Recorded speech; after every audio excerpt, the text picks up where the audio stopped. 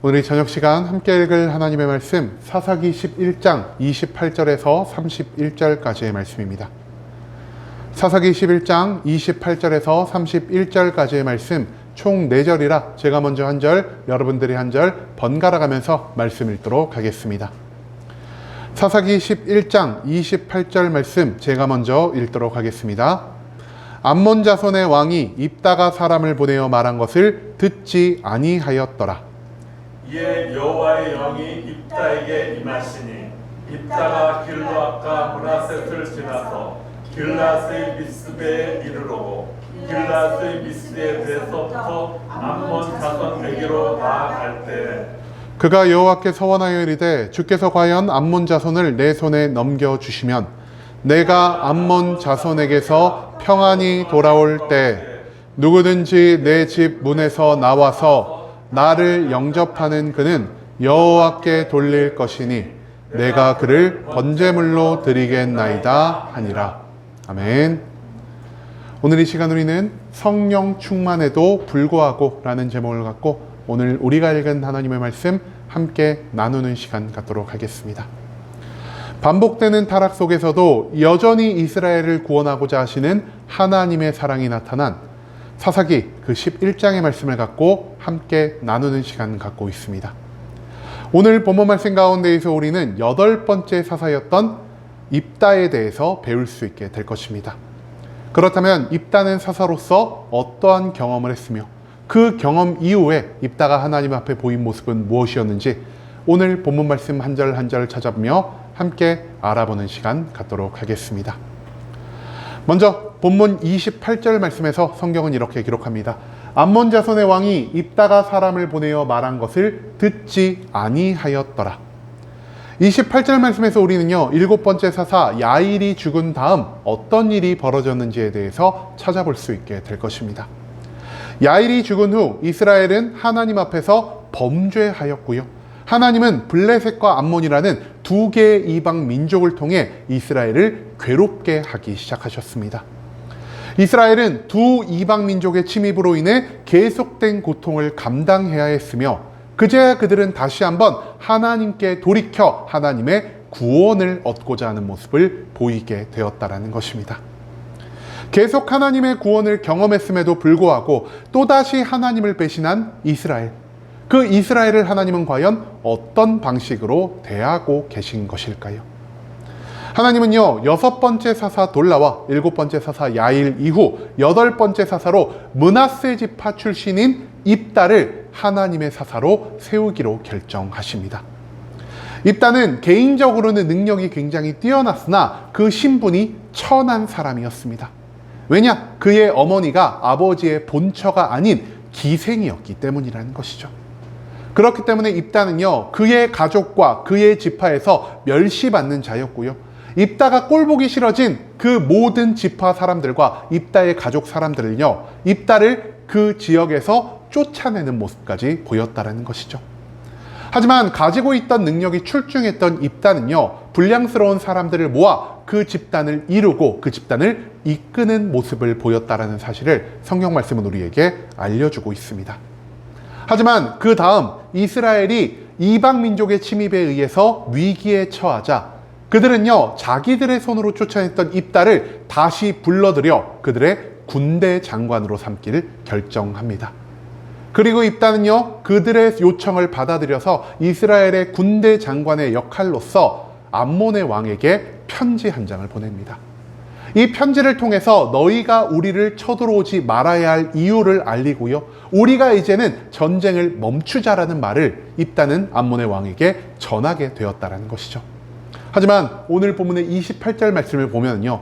암몬 왕은 입다의 이런 요청을 받아들이지 않았고요. 자기들의 능력이 자기들의 군사력이 훨씬 더 크다라고 생각하여 단순히 무력으로 계속해 이스라엘 땅을 정복하고자 하는 모습을 보이고 있다는 사실을 우리는 이 말씀 가운데에서 찾아볼 수가 있다는 것입니다.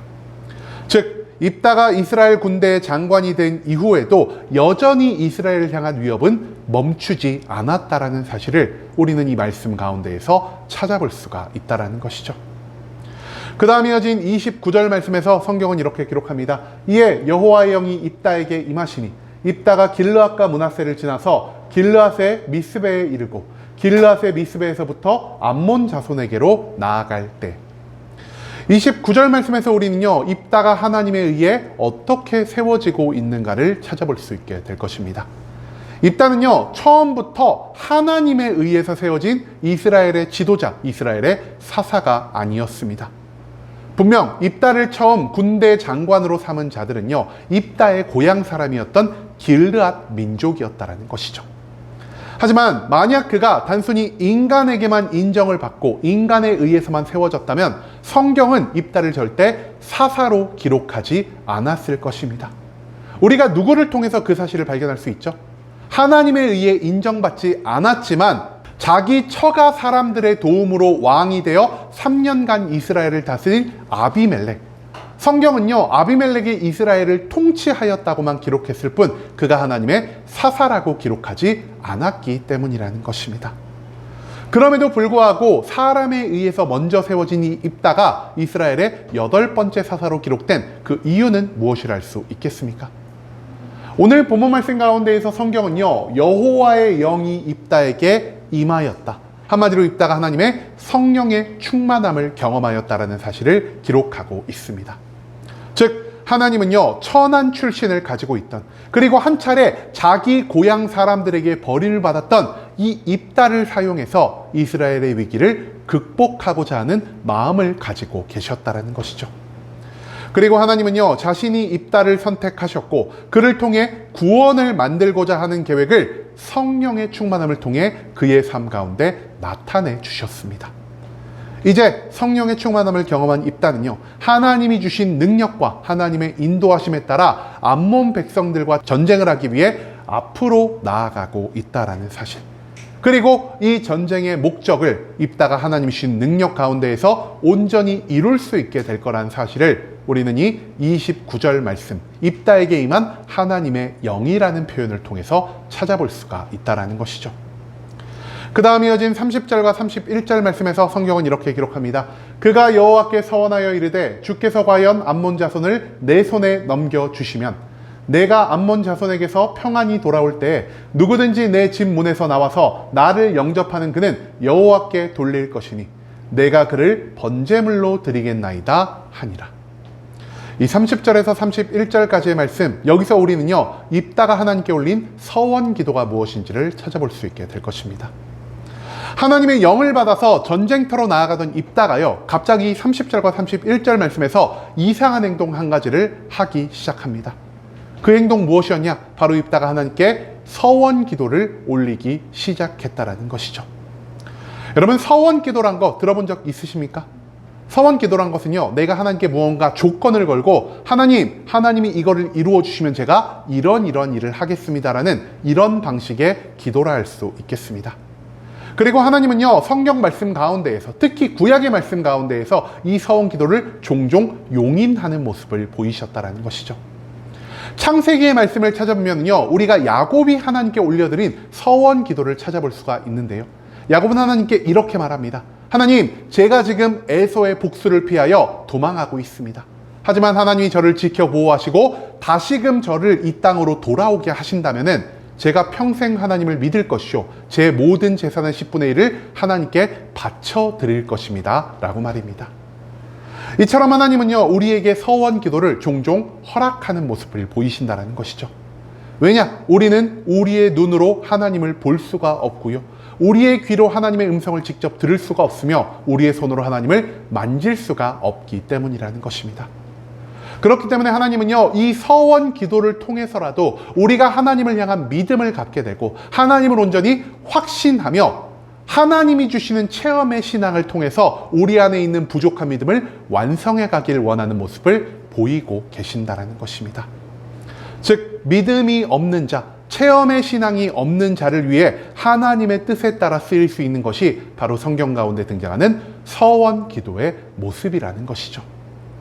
하지만 입다가 서원 기도한 것은 하나님 앞에 문제가 되는 행동이었습니다. 여러분, 이 서원 기도가 왜 사용된다고 말씀드렸죠? 믿음이 없는 자, 하나님을 경험해 보지 못한 자에게 하나님의 능력을, 하나님의 사랑을, 하나님의 살아계심을 경험하게 하는 용도로 사용이 된다라고 말씀드렸습니다. 그런데 앞서 입다가 이미 무엇을 경험했다라고요? 성령의 충만함을 경험했다라는 것입니다. 여러분, 성령의 충만함을 통해 우리가 느낄 수 있는 것 무엇입니까? 아, 나에게 성령을 부어주신 하나님이 살아계신 분이시구나. 나에게 성령의 충만함을 통해 나의 삶을 변화시키는 하나님만이 전지전능하시구나. 나에게 성령을 부어주신 하나님이 나를 향한 사랑을 멈추지 않으시구나라는 사실을 입다는 이 성령 충만 사건을 통해 온전히 경험할 수 있게 되었다라는 것이죠. 한마디로 이전에 성령의 충만함을 통해, 즉 하나님의 모든 것들을 경험한 이후에도 하나님께 다시 한번 증거를 구하고 하나님께 조건을 달아서 내가 무언가를 성공으로 이끌려 했던 이 입다의 모습은요, 하나님 보시기에 충분히 악한 모습이 될 수 있었다라는 사실을 우리는 이 말씀 가운데에서 생각해 볼 필요가 있다라는 것입니다. 또한 입다는요, 서원 기도를 하되 하나님이 원치 않는 방식의 기도를 하는 모습을 보이고 있습니다. 입다가 어떤 서원 기도를 하고 있죠? 전쟁에서 내가 이기고 돌아올 때 누구든지 내 문 앞에 나와서 나를 영접하는 그를 내가 번제물로 하나님께 드리겠다라는 말씀을 하고 있습니다. 여러분, 번제의 제사 어떻게 드리는 거죠? 우리가 예전에 한번 나눈 적이 있는데요. 짐승의 목을 칼로 그어서 피를 다 빼내고요. 그 안에 있는 내장을 내 손으로 끄집어내고요. 가죽을 벗기고 사지를 토막친 다음에 불로 태워드리는 그 제사를 우리가 번제라 부른다라는 것입니다. 여러분, 그런데요, 이방 민족의 신과 같이 하나님이 인신공양, 즉 사람을 바치는 제사를 기뻐하는 분이십니까? 하나님은요, 단 한 번도 사람을 제사로 바치라고 말씀하신 적이 없으십니다. 오히려 하나님은요, 인간의 생명을 아끼시는 분이시고요, 인간의 생명을 무엇보다 사랑하시는 분이라는 사실이죠. 한마디로 입다는 나의 만족과 유익을 위해, 나의 성공을 위해, 나의 목표를 위해 하나님이 원치 않으시는 것, 하나님 보시기에 죄악된 것을 하나님께 조건을 달아 서원 기도하는 이러한 악한 모습을 보이고 있다는 사실을 오늘 이 본문 말씀은 우리에게 알려주고 있다는 것입니다. 여러분, 우리는요, 성령의 충만함을 우리 인생의 요술 램프나 도깨비 방망이처럼 생각하며 살아갈 때가 너무나 많은 것 같습니다. 성령의 충만함을 받으면 내가 즉시 변화되고 즉시 성공하며 모든 것을 내 뜻대로 이룰 수 있을 거라는 이러한 생각을 우리가 하며 살아갈 때가 너무나 많다라는 것이죠. 그렇기 때문에 우리는 왜 성령을 구해야 하는지를 알지 못한 채 단지 성령의 충만함을 받기만 하면은 나의 삶이 지금보다 훨씬 나아지겠지, 내가 지금보다 훨씬 더 잘 살 수 있겠지라는 이러한 생각을 가지고 있는 것 같습니다. 하지만 성령의 충만함은요, 하나님의 살아계심을, 하나님의 전지전능하심을, 나를 향해 변치 않으시는 하나님의 사랑과 계획을 가장 직접적이고 가장 완벽하게 경험하게 해주는 방법이지, 성령 충만을 받았다고 하여서 내가 즉시 이전과는 완벽하게 다른 사람으로 변화되고 나의 삶 가운데서 갑자기 재물과 성공과 건강이 샘솟듯이 일어나게 만드는 것이 아니라는 사실을 우리는 기억할 필요가 있다는 것입니다. 성령의 충만함을 경험한 이후 하나님의 모든 것들을 경험하게 된다면 그 다음 우리가 해야 할 것은요, 하나님 앞에 온전한 믿음과 순종을 보이는 일이란 사실입니다. 내가 하나님을 보지 않고서도 나의 입술로 하나님을 믿으며 살아간다라고 고백했지만 성령의 충만한 가운데에서 내가 하나님을 직접 내 육신에 있는 모든 것으로 느끼게 되었을 때, 나의 마음의 감동으로 느끼게 되었을 때, 그제야 우리는 하나님이 원하시는 온전한 믿음을 완성할 수 있을 것이요, 그 성령님이 나의 마음과 나의 생각을 주관하심으로 나를 인도하실 때 내가 성령님의 모든 인도를 따라 살아갈 수 있게 변화된다는 것, 그것이 바로 하나님이 우리에게 주시는 성령 충만함의 목적이라는 것입니다. 단순히 우리가 성령을 충만함을 받았으니 나는 내 마음대로 살아도 될 거야, 나는 하나님의 능력을 내 마음대로 이용해도 될 거야, 하나님의 뜻보다는 내가 원하는 방식대로 살아가도 될 거야 라는 이러한 마음을 우리가 갖게 된 그 순간부터 하나님이 우리에게 가장 큰 복으로 내려주신 이 성령의 충만함이요, 오히려 우리의 삶 가운데 저주로 변화될 수 있다는 사실을 우리는 절대로 잊지 말아야 한다는 것입니다. 그렇기 때문에 성령의 충만함에도 잘못된 서원 기도를 한 입다는요, 하나님의 기쁨이 아닌 하나님의 심판을 감당할 위기에 처하게 되었다는 것을 우리는 뒤에 이어지는 사사기의 말씀을 통해서 다시 한번 찾아볼 수 있게 된다는 것이죠. 여러분, 이제는 단순히 성령의 충만함이 우리의 삶 가운데 만병통치약으로 쓰이지 못한다라는 것을 기억할 수 있길 원합니다. 성령의 충만함이 우리의 온전한 믿음과 순종으로 연결되지 않는다면 그 복된 순간이 오히려 우리의 삶에 있어서 더 많은 것을 심판으로 인도할 수 있게 된다라는 사실을 하나님은 이 말씀을 통해 우리에게 가르쳐주고 계신다라는 것입니다. 오직 성령의 충만함이 하나님이 원하시는 온전한 믿음과 순종으로 이어지고, 이 믿음과 순종을 통해 내가 하나님의 모든 영광을 올려드리며 살아갈 수 있는 순복음 함께하는 교회 모든 성도님들이 될 수 있길 간절한 마음으로 소망하겠습니다.